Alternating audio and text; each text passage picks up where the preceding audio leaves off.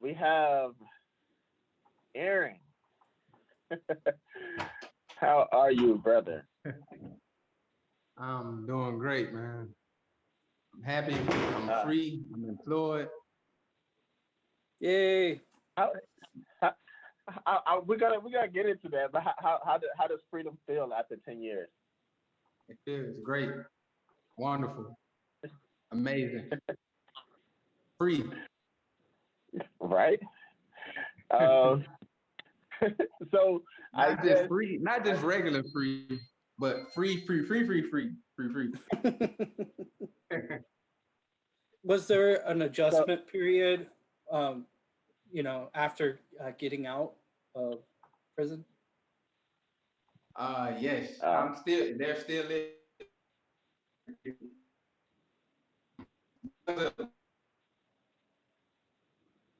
Hold on, he's breaking up for a second because he got on Yeah. the elevator.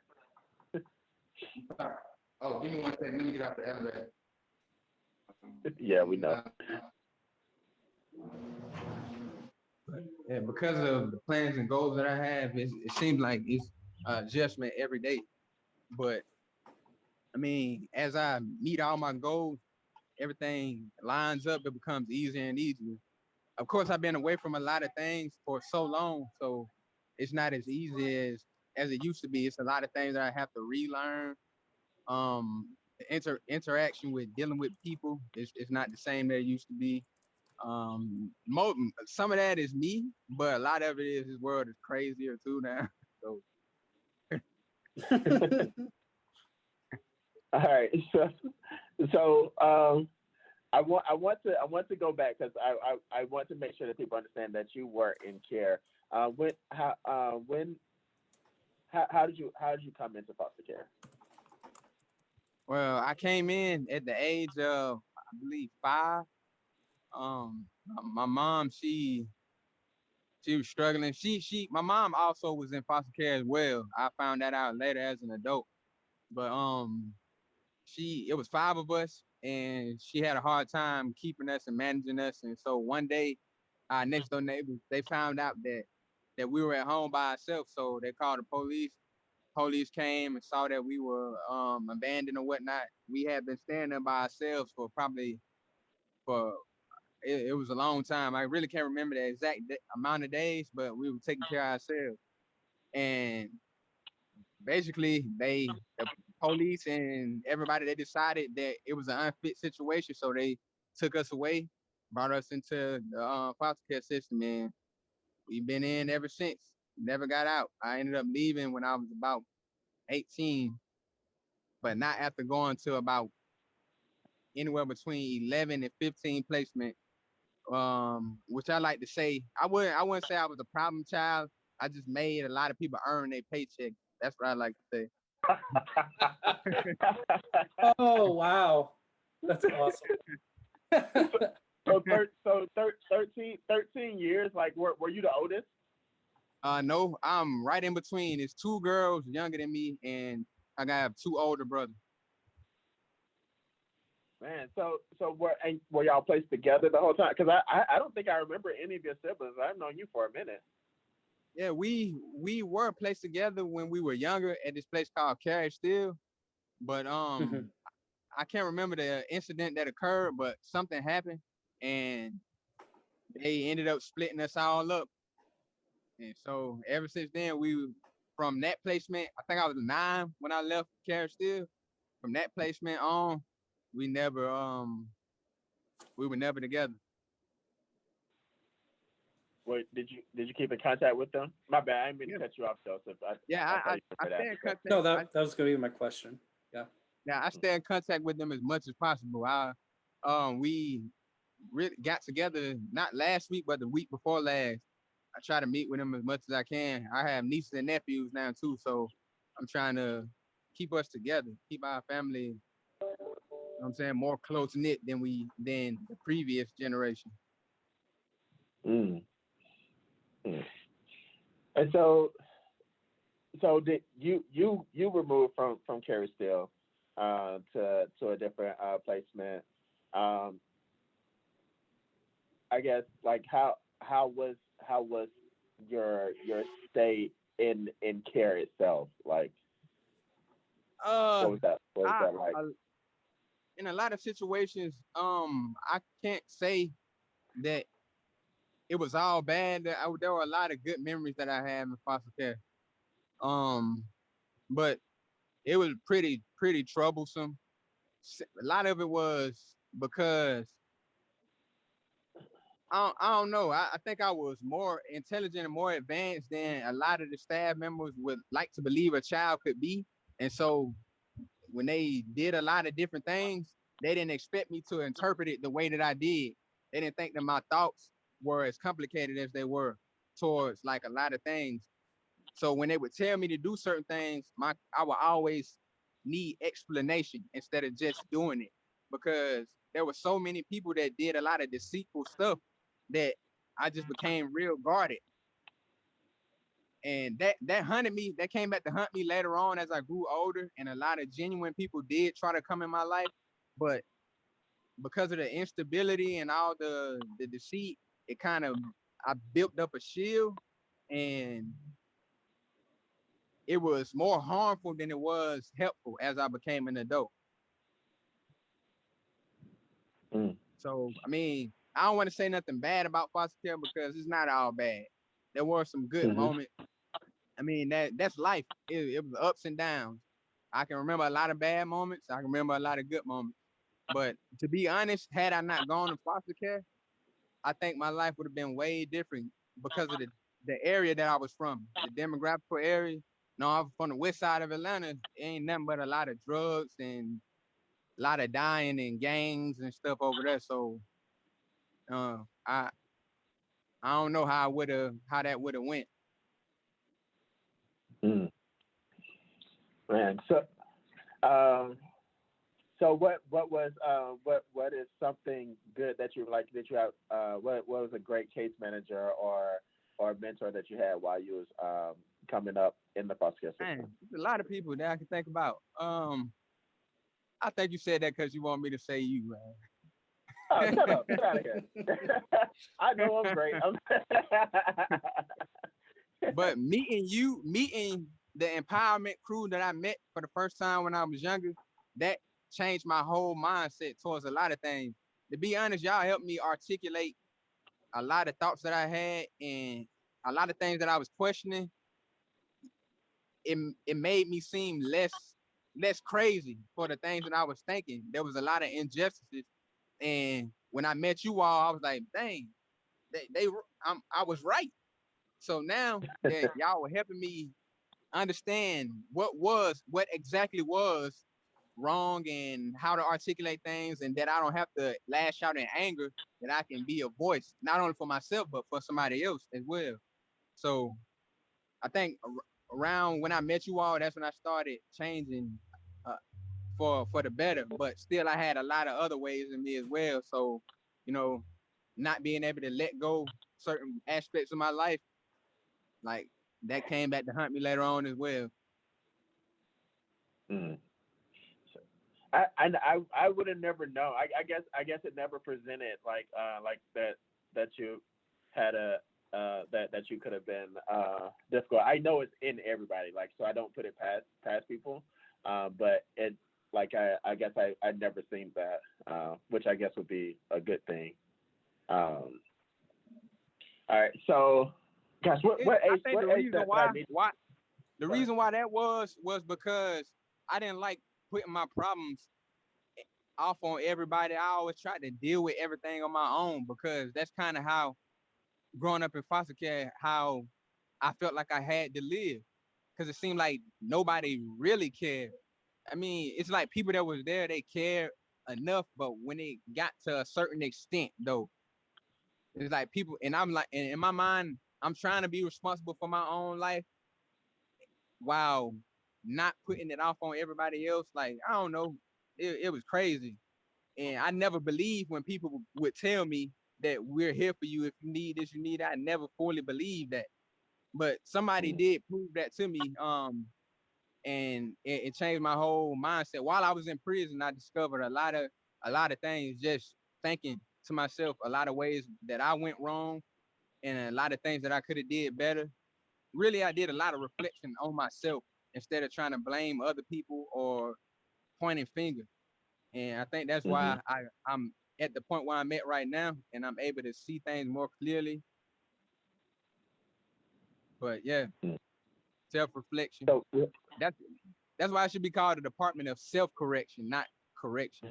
Because if you don't correct yourself, then it's not gonna get done in that place. So we have a question in the chat. What do Mhm. you think would have made a difference early on for you and your siblings to have had a successful experience in foster care? I think that if we had been able to actually stay at Carrot Still, or if somebody was able to adopt us, then that would have made things a lot better. But you know, in the whole grand scheme of things, when you start thinking about divine intervention, and I don't know anybody's beliefs on here, but I think that God doesn't make any mistakes. And so I feel like I've become a stronger man for a lot of the things that I went through. But had I believe, if we had a lot of support and things early on, then things could have been a lot different. I got a lot of talent that I didn't discover within myself until later on. Maybe I could have cultivated all those talents and became something better far sooner or whatnot. I mean, I don't know. It's definitely not too late for me. I definitely plan on being a multi-millionaire by the time I'm 35, but maybe I could have been that sooner. Who knows? Yeah, I believe it because I remember at one point in time you were working on a documentary because I think you had sat in my office because you were asking me for ideas, so that I think I made you watch a good documentary. Which one was that? I was like, I don't know. I remember us talking about some documentary about what's the guy name? Oh man, I forgot the guy name. Michael Moore. Yeah, him. I remember we was talking about that's about I can't remember what the documentary was, but I remember we talked about a documentary. I cannot tell you what that documentary was. I don't even remember watching the documentary. I don't. Yeah. So, all right. So we're gonna skip forward to, I guess, with you transitioning from care. Like what was that like? I think because at that Man, it time was is a when you struggle. turned I 18. thought it was a struggle. I found out real quick that I did not have all the answers that I thought I had, man. I did not have all the answers. I ended up in a homeless shelter, and man,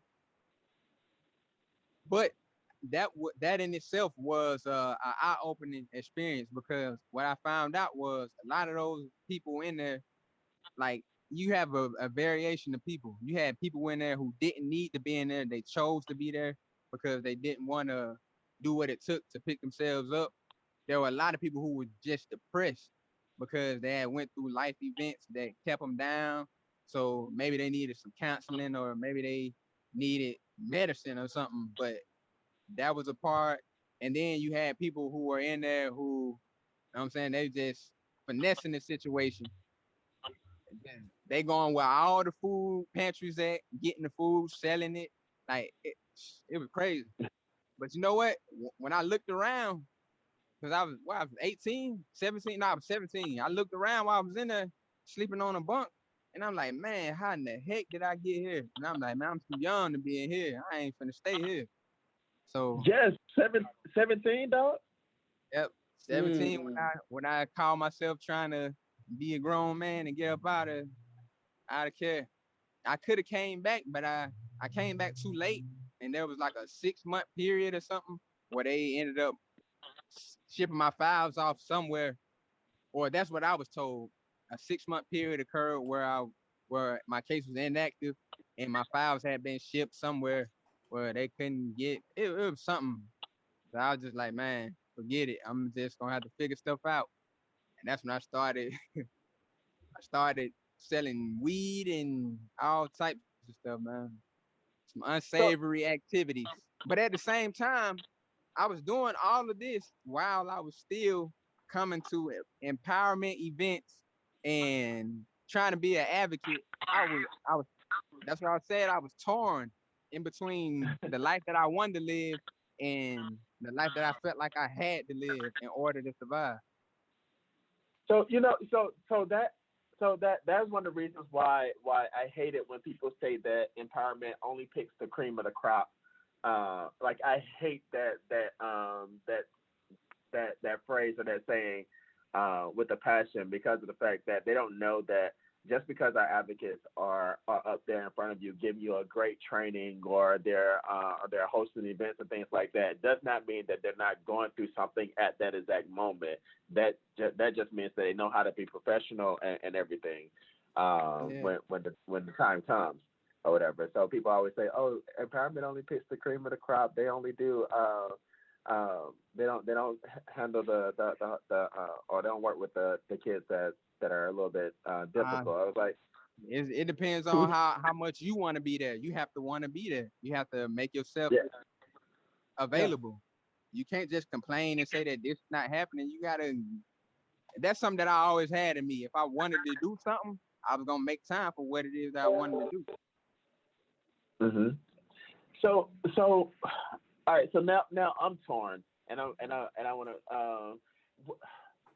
What is a question that I could have asked, or like Sarah Beth or somebody could have asked you to like while you were 17? Because I don't think I had an inkling that you were homeless, or going through all of that stuff. Like what is something that I could have done better to like to kind of steer you away from certain things. Well, I don't know. I guess it wasn't just, to be honest, I think you and a lot of people did a lot that you did what you could do. I kept a lot of my life closed off and reserved. I hid a lot of things that I was ashamed of that I didn't want people to see.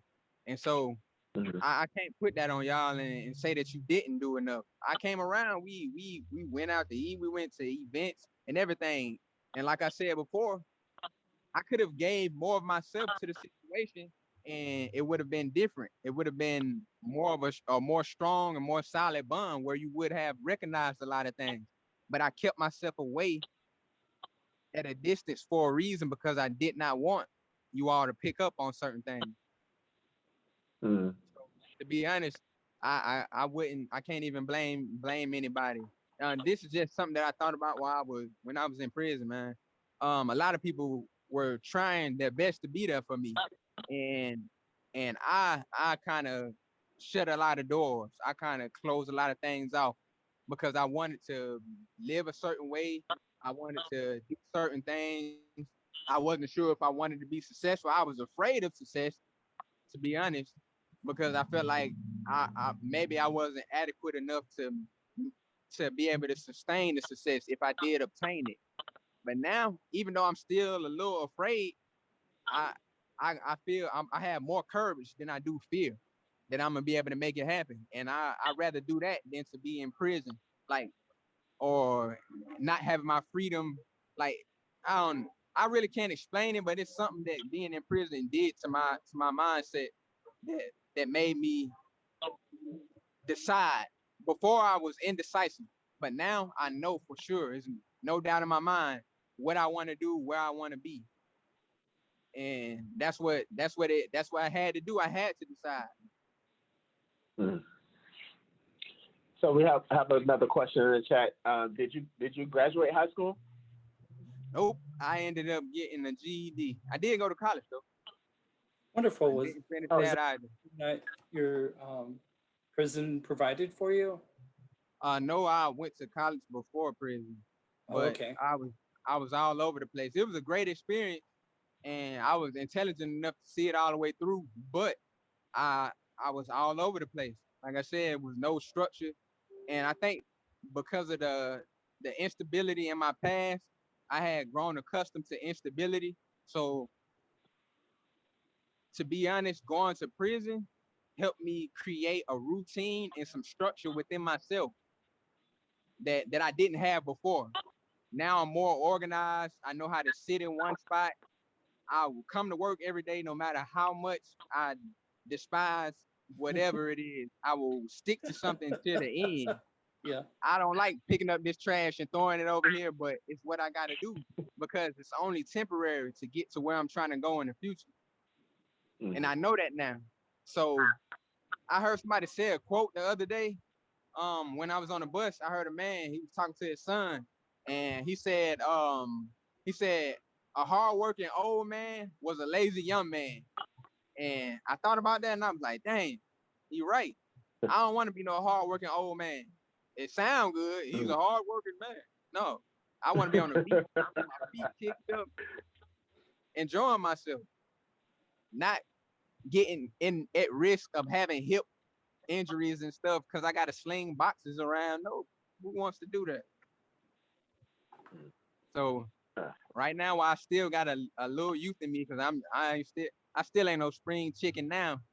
I ain't gonna tell y'all how old I am. Some of y'all probably already know. I'm younger than Anthony though. Know that. But yeah, I mean, I gotta make some stuff happen, man. Well, All right. Go ahead. Go ahead.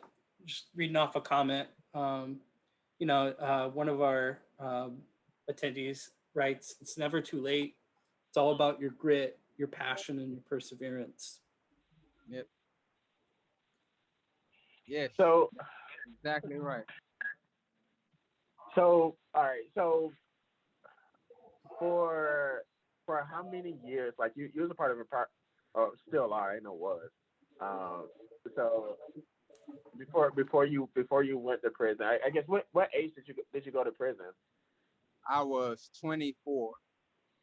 24. Now I went to prison when I was 24, but I was dealing with the case for a while before I actually went into prison. So I was in county for a while. And it was a whole process longer than what I thought it was gonna be.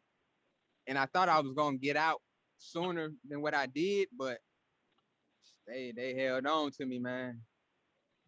I don't want to get into the discussion of what I think about the judicial system in America, but that's a topic for another time. Unless somebody got specific questions, I won't put a lot of time on that because I could talk about that forever. But it needs to be reformed severely. I can say that much. So I guess my question is, if you don't mind saying, like, how did you end up in prison? Because all I remember is like I didn't even know that you were that you were locked up until I think who told me, was it Victoria or somebody? Yeah, probably And Victoria. I was like, what? Yeah, she been there for me from beginning to end. But yeah, the situation was, I thought that I was justified in what I was doing. Empower who? Empower